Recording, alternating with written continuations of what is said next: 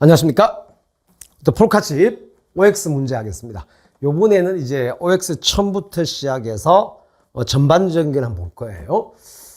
1번은 이제 경성헌법은 헌법 생활에서 발생하는 현실적 요구에 신축적으로 대응할 수 있다. 근데 우리가 공부할 때는요, 이 지문은 OX도 물론 판단해야 되죠. 근데 이제 단어 하나하나를 분석할 줄도 아셔야 돼요. 우선 경성헌법의 반대말은 연성헌법. 그럼 경성헌법은 뭐예요? 개정이 좀 어려운 거. 그러니까 다시 말하면 법률을 개정하는 절차가 어떻게 돼요? 법률을 개정하는 절차는 국회의원 300명 중에서 제적 과반수 150만 명 이상이 출석하고 출석 과반수가 찬성을 하면은 법률을 바꿀 수가 있거든요. 그 법률을 바꾸는 거하고 똑같이 헌법을 개정하면 연성헌법이라고 해요. 연성헌법. 그럼 경성헌법은 뭐겠어요? 일반 법률보다는 좀 더 절차가 복잡한 게 경성헌법입니다. 자, 그러면 지금 우리도 매년 개헌 얘기를 하지만 개헌이 안 되는 이유가 경성헌법이기 때문에 그렇습니다. 그러면 이미 우리 헌법이 현실하고 안 맞는 거 우리 많이 볼 수 있잖아요. 자, 그러면 현실적 요구에 신축적으로 대응하는 것은 경성이겠어요? 연성이겠어요? 연성이 되겠죠.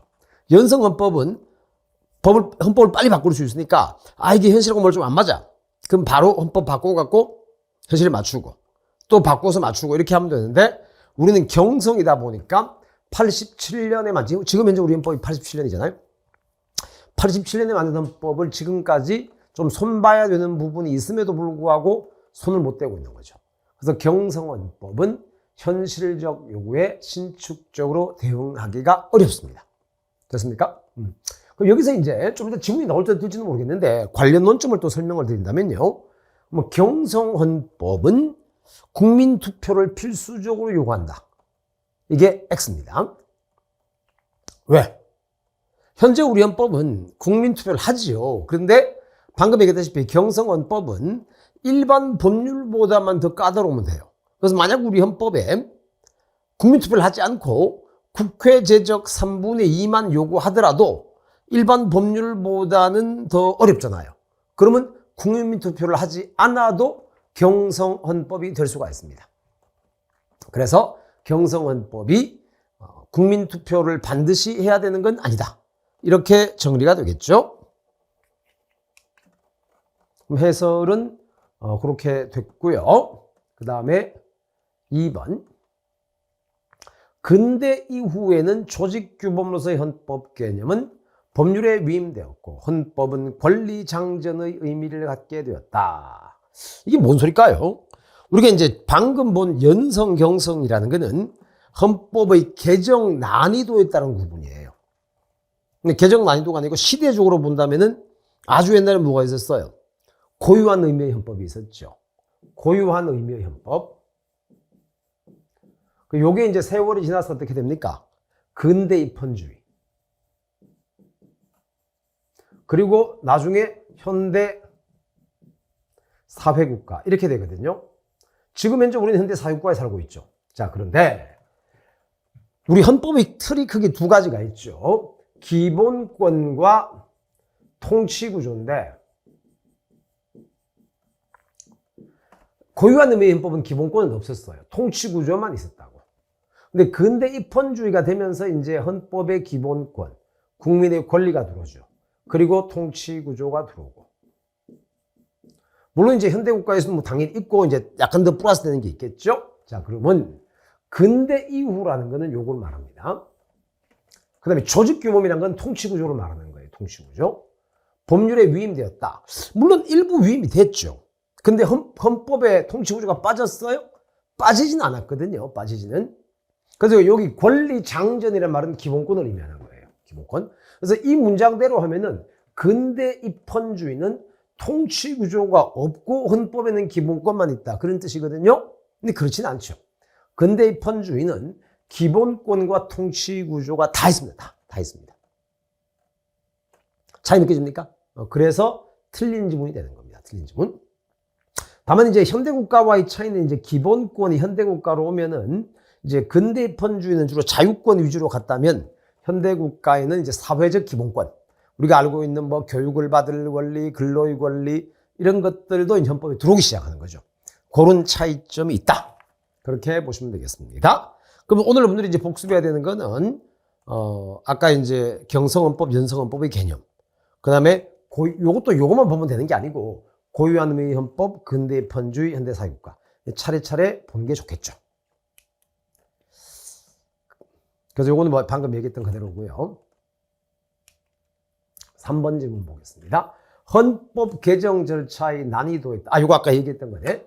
경성헌법과 연성헌법을 나눌 수 있고 경성헌법은 국민투표를 필수적으로 요구하는 건 아니다. 필수적으로 요구하는 게 틀렸단 말이지. 그래서 이제 다시 얘기하면 법률 개정 절차를 우리가 시험에 나오진 않겠지만 상식적으로 알면 좋아요. 우리 국회의원 300명에서 제적 과반수면 어떻게 돼요? 151명 이상이 출석을 하고 요 출석 인원에서 또다시 과반수가 이제 찬성을 하면은 법률을 개정하거든요. 요거하고 똑같은 절차로 하면 연성이라고 그래요. 연성. 근데 요거보다만 어려우면 경성이죠. 그 현재 우리 헌법은 어떻게 됩니까? 헌법 개정은 개헌, 국회 제적 3분의 2 플러스 국민투표를 하죠. 근데 설령 요게 없다 하더라도 제적 3분의 2는 요거보다는 더 강화된 요건이죠. 그렇다면 국민투표에서 경성헌법이 국민투표를 필수적으로 요구하는 건 아니에요. 됐습니까? 그 다음에 이제 헌법의 개념은 또 뭐 성문헌법, 불문헌법 이런 것도 있죠. 그죠? 그래서 그거는 이제 우리나라는 당연히 성문헌법이고 영국 같은 나라는 불문헌법이라고 합니다. 우리처럼 헌법 1조 2조가 없는 거죠. 그 정도로 보시면은 헌법의 개념은 다 본 것 같아요. 4번. 자, 우선 합헌적 법률 해석의 개념이 뭘까요? 합헌적 법률. 헌법 합치적 해석 이렇게 말하기도 하죠. 자, 우리도 이런 거 있잖아요. 어떤 거 볼 때 야, 이게 어떤 경우에는 맞는 것 같고 어떤 경우에는 틀린 것 같고 이렇게 애매한 경우가 있죠. 아니면 또 뭐 중국집 가서 짜장면을 먹을까 짬뽕을 먹을까 이 영원한 딜레마인 것처럼 법을 해석할 때도 이게 야, 이렇게 보면 위헌 같기도 하고 저렇게 보면 합헌 같기도 하고 이렇게 헷갈릴 때가 있어요. 그러면 가급적이면 합헌적으로 해석을 하자라는 겁니다. 가급적이면 합헌적으로 해석하자. 합헌적 해석은 이제 법률 해석의 방법이에요. 근데 규범 통제는 뭘 말하는 거예요? 위헌 법률 심판을 규범 통제라고 합니다. 위헌 법률 심판. 그냥 우리가 위헌 법률 심판 그러면 다 알아요. 근데 규범 통제 그러니까 이제 잘 기억이 안 난단 말이죠. 자, 그러면 헌재가 위헌 법률 심판을 할 때 합헌적 해석을 물론 하겠죠. 물론. 그러면 일반 법원은 합헌적 해석을 못 합니까? 그렇진 않아요. 일반 법원에서도 재판할 때 합헌적 해석을 많이 할 수 있죠. 그러면 규범 통제에서만 요건 틀린 거죠.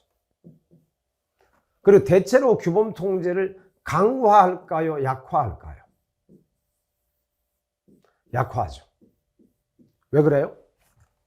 자, 규범 통제는 위헌 법률 심판이니까 위헌 결정을 해줘야 된단 말이야. 위헌 딱딱 해줘야 되는데 합헌적 해석을 하는 순간 위헌 결정을 못해요. 위헌 결정을 못하면 규범 통제는 강화되는 게 아니고 약화되겠죠. 약화. 이런 차이 정도를 아시면 될 겁니다. 뭐 그 외에도 이제 뭐 합헌적 해석하고 규범 통제의 차이점이 많이 있긴 있어요. 이까지 시험에 내긴 쉽지는 않겠지만 합헌적 해석은 헌법의 최고 규범성, 최고 규범성만으로 가능합니다. 별도의 헌법적 근거는 필요 없어요. 근데 규범 통제는 요거는 별도의 근거가 필요합니다. 왜냐하면 규범 통제라는 게 어떻게 보면 이게 권력 분리 원칙의 예외에 해당하는 거거든요. 권력 분리 원칙의 예외. 그렇잖아요. 국회가 만든 법을 헌재가 무효화시키는 건 권력 분리 원칙하고 좀 맞질 않아요. 그래서 별도의 근거가 필요하다. 이런 게 시험에 나온 적은 없지만 혹시 나온다 하더라도 우리는 맞추어야 됩니다. 그 다음에 뭐 이 해설은 다 얘기했던 거니까 5번 보겠습니다. 합헌적 해석은 주로 정신적 자유의규제법에서 적용이 된다. 자, 정신적 자유. 반대 개념이라기보다는 정신적 자유하고 우리가 비교해야 되는 게 어떤 겁니까? 재산권 영역이겠죠. 물론 헌법이라는 게 재산권도 최대한 보장해야 되고 정신적 자유도 보장해야 됩니다. 근데 정신적 자유는 주로 어떤 거예요? 언론 출판의 자유, 양심의 자유 뭐 등등등. 재산에 관한 거는 뭐 재산권도 있고 뭐 기타 여러 가지가 있겠죠. 자, 그러면 언론 출판의 자유는 엄격 해석 원칙이라는 거 기억나요? 엄격 해석. 자, 여기서 위축적 효과라는 말을 좀 알아두면 좋습니다. 위축적 효과가 뭐더라? 우리도 살다 보면 이런 거 있잖아요. 내가 이 말을 했을 때 상대방에게 뭔가 좀 상처가 될 것 같아. 그럼 내 스스로 말을 좀 조심하는 이런 거 있잖아요. 그러면 언론 출판도 보세요. 내가 이 말을 했을 때 처벌을 받을지도 몰라. 그러면 말을 쉽게 못 하겠죠. 굉장히 말을 조심하게 됩니다. 그래서 정신적 자유는 최대한 보장을 해야 돼요. 최대한 보장을 해야 되기 때문에 정신적 자유에서는 합헌적 해석을 하지 않습니다. 정신적 자유에서는. 그리고 이제 그러면 주로 합헌적 해석을 하는 건 뭐냐 하면은 재산권 영역 또는 경제적 자유. 이 경제라는 거는 다른 사람과의 관계, 즉 우리 사회적 연관성이 크죠. 그러면 경제는 우리가 이미 헌법에서도 119조에부터 보다시피 경제에 관한 규제와 조정을 할 수 있다. 뭐 토지 공개념 이런 게 헌법에도 나오고 있고, 또 국가가 도로를 만들기 위해서 수용하고 이런 거 함부로 위헌 결정을 잘 못해요. 그렇기 때문에 상대적 개념입니다. 합헌적 해석은 정신적 자유보다는 경제적 영역에서 더 많이 일어나고, 정신적 자유 영역은 합헌적 해석을 함부로 하지 않습니다. 자, 이렇게 해서 지금부터 오늘부터 시작해서 기본적으로 하루에 OX를 5개씩 정도 이제 할 생각이에요. 주로 좀 어려운 질문 위주로 할 겁니다. 쉬운 거 솔직히 내가 설명 안 해줘도 다 아는 그런 거는 내가 얘기할 필요가 없잖아요. 그렇게 하고, 혹시 이제 추가적인 뭐 질문이 있거나 그러면은 다음 카페에 질문을 하시면 바로 대답을 해드리겠습니다. 수고했습니다.